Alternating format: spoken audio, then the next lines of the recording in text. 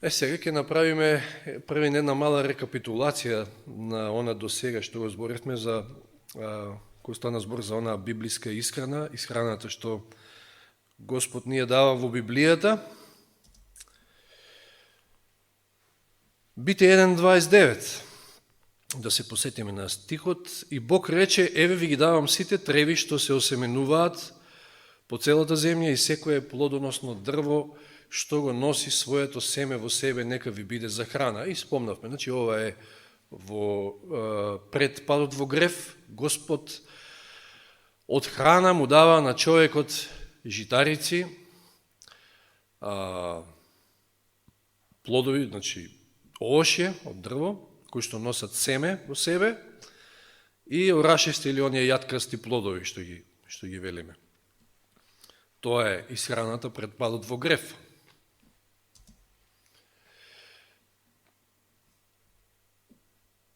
Следниот цитат ни вели: повторно ми е покажано дека Бог се обидува да не врати назад чекор по чекор на неговиот првичен план, човекот да се одржува од природните производи на земјата. Значи Господ сака да не врати назад чекор по чекор, но тоа е, не можеме да се вратиме во таа безгрешна состојба и само на таа храна на јаткасти плодови, на овошје и на житарици, туку знаеме дека после падот во грев, ги гледаме овие стихови во Битие 3:17-19, Господ со причина го додал и зеленчукот и готвената храна. Овде е спомнат лебот, ќе видиме подосна и друга готвена храна која што е спомната во Библијата. Гледаме од овие стихови дека земјата е проколната после падот во грев, ќе ти раѓа трнјо и троскот, значи со мака ќе се храниш, ќе јадеш полски растенија, со пот на своето лице ќе јадеш хлеб додека не се вратиш во земјата. Зеленчукот кој што денеска беше испомнат во диетата на Данијел со неговите другари, зеленчук и вода, како беше, за 10 дена и какви резултати постигнало сето тоа. Сега одиме на следниот цитат, односно стих 9.3, Битие, ова е после потопот, кога Господ ја додава и месната исхрана. Знаеме подосна, наоѓаме стихови кај што точно во детали Господ опишува што е чисто, што е нечисто од животните, но овде во овој стих вели: се што се движи и живее, нека ви биде за храна, ви дадов секако што ви ја дадов зелената трева. И што кажавме? Зошто Господ ја дал месната исхрана? Првим да видиме, да се подсетиме на оној цитат кој што ни кажува дека и предпотопниот свет користел месо во исхраната и тоа и текако делувало на расипувањето, на тоа, значи таа брза декаденција и момент до кој што Господ не сакало никогаш да дојде, кога морал да се покае, што вели тамо, и да уништи се на земјата, заради тоа што сите мисли им беа зли. Значи таква расипеност, овој цитат вели: жителите на стариот свет, значи предпотопниот свет, биле неумерени во јадењето и пеењето. Тие јаделе месо, иако Бог не им дозволил да јадат животинска храна, во ништо друго не го ни слушале голема група, па камоли за исхраната, јаделе и пиеле прекумерно и нивниот изопачен апетит не знаел за граници. Се оддале на гнасно идолопоклонство. Видите, значи сега последиците на предавањето на апетитот, станале насилни и сурови. И ова има врска пред се со месната исхрана, тоа го спомнавме.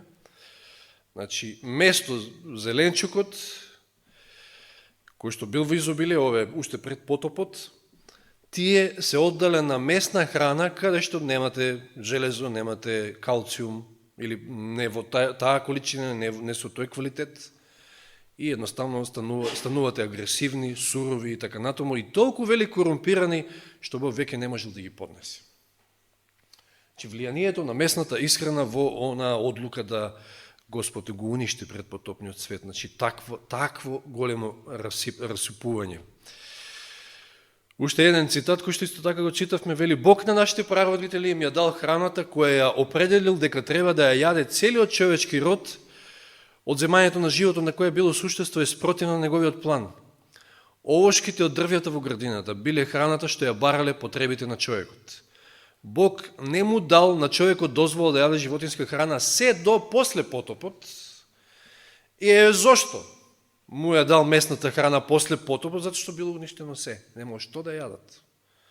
И ако читате тамо во Совети за живот и исхрана или здраве и среќа, на некои места Елен Вајд вели, треба да бидеме внимателни со спроведувањето на здравствената реформа, посебно во оние некои зафрлени краишта, кај што луѓето немаат толку достапност до овош и до зеленчук, и вика тие можат и треба и да јадат и месо, и месна исхрана токму заради ова, затоа што немаат што да јадат, немаат толку достапност до друга храна. И ево, цитатот вели, бидејќи било уништено се од што човекот може да се одржува, Бог во нивната потреба му дал на Ное дозвола да јаде од чистите животни кои ги повел со себе на бродот. Затоа по 7 внел, меѓу другото и за жртви, и за прехрана. Но животинската исхрана не била најздравиот прехранбен производ за човекот, не само што не била најздрав, туку видовме и минатиот пат и ќе видиме и сега пак колку е штетно. Уште еден цитат кој што кажува и за пред потопот, луѓето кои што живееле пред потопот јаделе животинска храна и ги прославувале своите страсти, се доека чашата на неправдата не се преполнила и Бог ја исчистил земјата од таквото морално загадување со потоп. По потопот луѓето јаделе многу, значи и претходно, меѓутоа после потопот веќе, кога немало што, луѓето јаделе уште во многу повеќе количини во изобилие животинска храна. Бог видел дека патиштата на човекот се расипани, дека тој посакал гордо да се издигне над својот творец и да ги следи склоностите на собственото срце, и затоа, исто момент кој што го подвлековме, дозволил долговечната раса да јаде животинска храна, со што ги скратил нивните грешни животи. Набрзо по потопот човештвото почнало забрзано да опаѓа во големината и должината на живење. Значи не е со намера некоја, мислам имал намера, меѓутоа не ги терал со сила, туку едноставно дозволил местна храна, која што местна храна предизвикала да се скрати животниот век, и видовме ова слика со некогашните патриарси и она нагло скратување на животниот век. Гледаме овде Ное, претходно веројатно Матусал како рекордер, или Адам може би е првиот. Како и да е, Ное се препознава по бродот во рацете, 950 години. Сим го имаме, неговиот син, еден од неговите синови, видите, после потопот, каков драстичен пат, 600 години. Токму заради местната исхрана. Потоа Арфаксад, како се викаше, неговиот син, 438. И реков минатиот пат, ова сме ние тамо во кјошот. 70 години. Видите какви сме во споредба, значи, на животниот век, и не само животниот век. Туку рековме, ако ние се грижиме за нашето тело, и тоа ќе ни врати, значи, и не само што, сега, животниот век е толку 70 до 80, што велеше во Псалм 90, ако не се лажам, толку е. Посилните до 80, фала Богу, има уште луѓе што живеат и 90, и 100, ретки, меѓутоа ги има. Туку и следно, видите за Мојси што кажува стихот. Мојси беше на 120 години кога умре. Да, краток животен век во споредба со овие патриарси, но вели окото не му ослабе, ниту му попушти силата. Квалитетен живот, квалитетна старост. Тоа е токму оној кој што ги дал, Бог преку него ги дал животните, здравствените принципи. Окото не му ослабе, замислете. Какви наочарите? Немало оптика, немало потреба. Па немало тогаш екрани, за се зверат во екрани по цел ден, мислам. Еве го составот, рековме минатиот пат, тука имаме измешано некој вид на растителна исхрана, а на оваа страна со кафеаво некои видови на животинска исхрана, и само колку за споредба. Видовме холестерол, оној холестерол кој што прави толку проблеми, го нема никако во растителната исхрана, додека во животинската го има во изобилие. Масти, исто така, преднечи во масти животинската исхрана, исто голем проблем за здравието на човекот.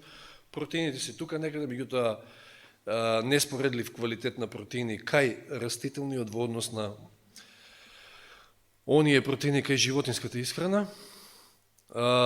Влакна, гледате, влакна, целулоза немате кај животните нормално.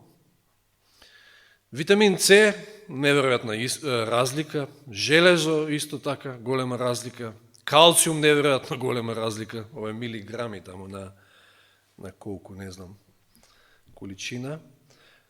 Бета-каротенови пигмент, кај што го има кај растенијата, кај овошето пред се. Витамин Е, фолат, тоа беше B9, мислам, витамин, исто огромна разлика. И магнезиумот, исто така огромна разлика. Само од ова човек треба да биде паметен да свати која е супериорноста, да кажеме, на и квалитетот на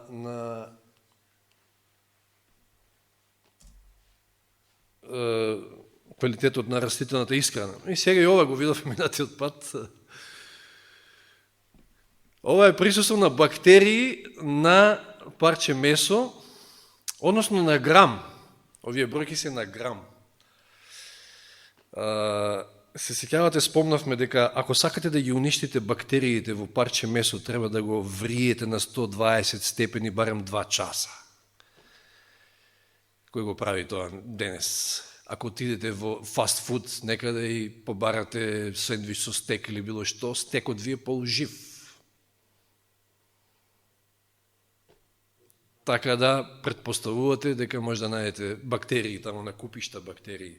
Што гледаме овде? Веќе некои се смешкаат, минатиот пат спомнав, вие што бевме, споредба е дадена со ѓубриво, коњско ѓубриво, шталско ѓубриво од крава и од коза, овие последниве 3, кои што имаат помалку бактерии на грам, отколку телешки тамо стек, засолен, каков е тој, значи засолено телешко, хамбургер стек, джигерот свински, да не зборуваме, 95 милиони бактерии на грам.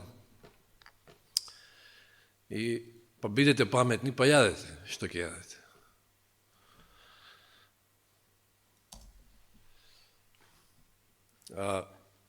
Страшни последици предизвикува место, минатиот пат исто така спомнавме во многу области на нашиот живот.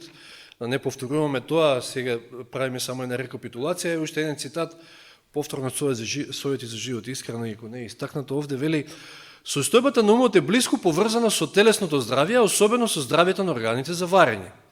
Општо земено, Бог не го обезбедил својот народ со месна храна во пустината, затоа што знаел дека ваквата исхрана ќе доведе до болести и непокорност. Затоа им дал мана, па тие посакале месо, па им дал еден ден месо, па знаете какви биле последиците. За да го модифицира карактерот и за активно да ги вклучи нивните умствени способности, тој го отстранил месото од мртвите животни од нив. Видите која е поврзаноста на умствените способности, на духовната состојба со исхраната. Им дал ангелска храна, мана од небото. Со цел го дал тоа Господ знае најдобро како функционираме. Цитат исто: зеленчукот, овошите и житарките треба да сочинуваат нашата исхрана, нито 1 грам месо не би требало да влезе во нашите желудници. Јадењето месо е неприродно. Точка. Тоа е доволно. Јадењето месо е неприродно за човекот. Нити имаме органи за да го свариме како што треба, нити имаме таква киселина, иако денска професор спомна колку беше 4 pH киселината на желудникот, кај луѓето, меѓутоа кај животните е многу пониска, значи, односно појака киселина, pH вредноста, затоа тие, и кога сме кај бактериите, спомнавме, значи, крвожедните животни го фаќаат пленот и веднаш го јадат. Попаметни се од луѓето, да кажам така. Освен лишинарите, ама лишинарите или хиените, кои спомнам минатиот пат, погледнете ги на што личат и какви се, значи, кои што јадат мрши, буквално. И веројатно и таков им е организмот, за да пак можат да се справат некако со сите тие бактерии.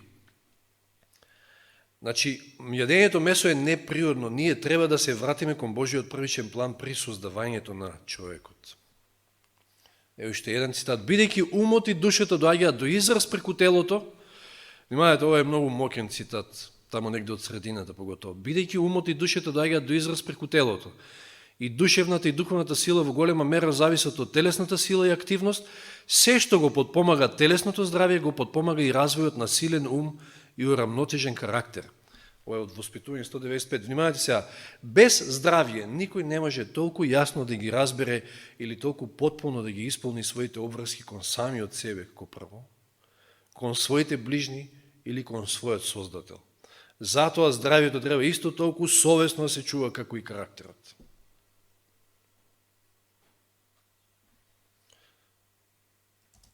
Мокен цитат.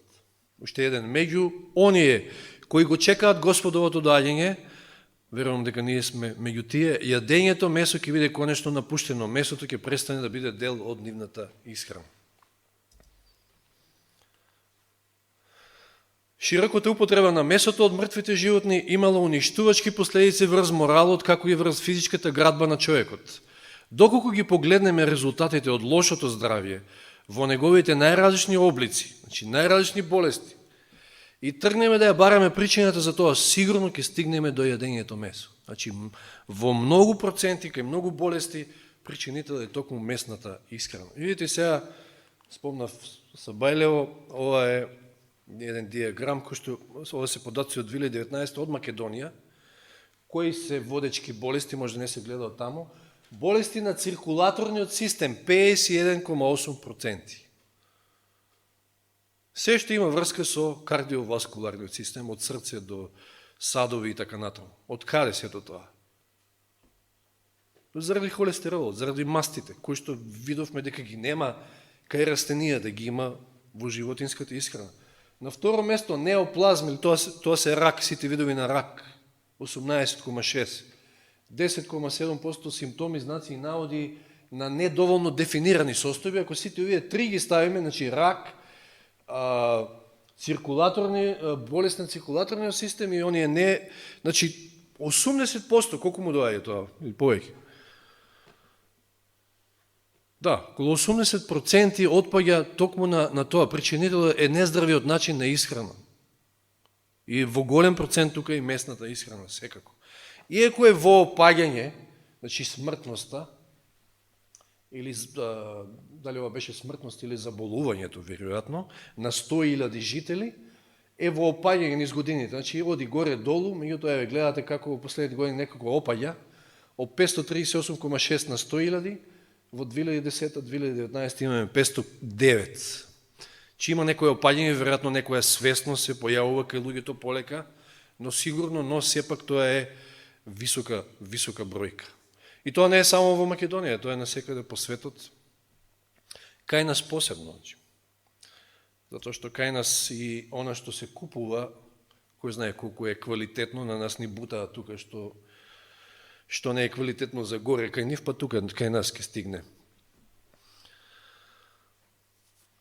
Видите ги овие кратки мокни цитати исто од Совети за живот и исхрана. Подложноста на заболувања со јадењето месо се зголемува за 10 пати.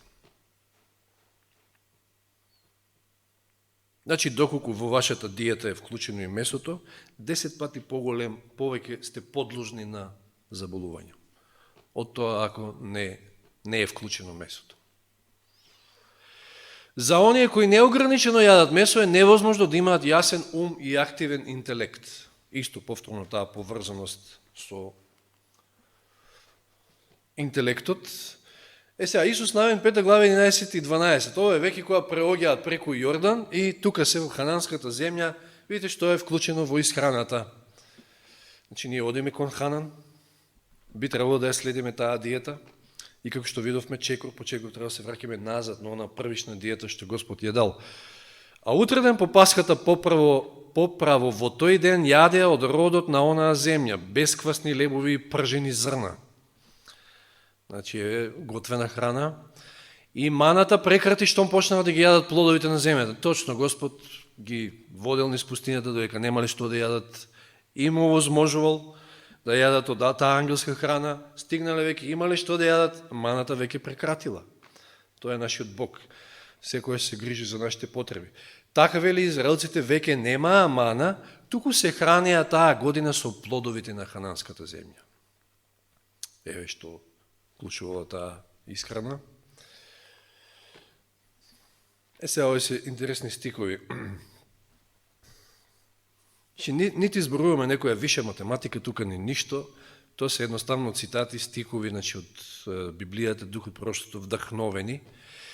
И овие стикови се вдахновени од Псалм 107, 17 и 18. Вели, неразумните се мачеа заради своите бунтовни патишта, поради своите безумности се мачеа. Секој јадење се гадеше на нивната душа, дојдоа до вратата на смртта. Неразумните не слушаат. Неразумните не ги спроведуваат принципите што Господ ги дава. Им се гади од она јадење што Господ им го нуди, знаете и во пустината тоа беше случај. Пословица 1.7 вели, стравот од Господ е почеток на мудроста, но безумите ги презираат мудроста и поуката. Господ е тука да ни даде мудрост и ако треба да бараме мудрост, треба пред се од Него да бараме. Мудроста Негова е запишена во Библијата, тука се советите за секој аспект од нашиот живот, така и за исхраната. Но безумните ги презираат, безумните не слушаат. Еве го случајот со пустината од гората Ор се запатија кон Црвеното море, за да ја заобиколат Едомската земја, патем народот стана нетрпелив и почна да зборува и против Бога и против Мојсија. Зошто не изведат од Египет, за да изумреме во оваа пустина? Нема леп, нема вода, а тоа бедно јадење веќе им се згади на нашите души. И последиците ги гледаме. Тогаш Господ испрати лути змии против народот. Тие ги каснуваа така што изумре многу народ во Израел. Последиците од непослушноста кон Божите совети ги гледаме. За да се спасиме од змијата или лутите змии, треба да ги послушаме советите што Господ ни ги дава. И ова се исто мокни стикови од Филипјаните 3:18-19, вели, зашто мнозина за кои ви зборував многу пати, а сега зборувам и со солзи, одат како непријатели на крстот Христов. Видите, Павле, како ги опишува меѓу другите, кои се тие непријатели на крстот Христов. И ќе објасним и зошто, мислам само објаснимо на некој начин. Нивниот крај е погибел, нивниот Бог е стомакот, нивната слава и во нивниот срам тие мислат само на земното. Оние чиишто Бог е стомакот, односно јадат од задоволство, како да кажа, значи не јадат за да се нахранат, како што рековме денеска, туку имаат проблем со апетитот, нивниот Бог е стомакот, живеат за да јадат, да кажеме, не јадат за да живеат, туку живеат за да јадат, тие се означени како непријатели на Христовиот крст. Зошто? Па што означува Христовиот крст? Само откажување, распнување на своето јас. А тие кои што мислат на својот стомак, чиишто стомак е нивни Бог, воопшто не се во таа група. На самооткажување, на распнување на своето јас и така натаму и така натаму. Значи, сериозно е кога не ги слушаме Божите совети со сериозни последици во нашиот живот и не е само здравствениот живот, не е само здравието прашање, туку и многу поголеми вредности од сето тоа, па и самото наше спасение. Господ нека ни помогне да ги следиме советите, а секако е тука да ни помогне, еве, постојано се храниме и се подсетуваме на некои принципи кои што можеби недоволно ги се подсетуваме нив или сме ги заборавиле, не верувам дека до толку, меѓутоа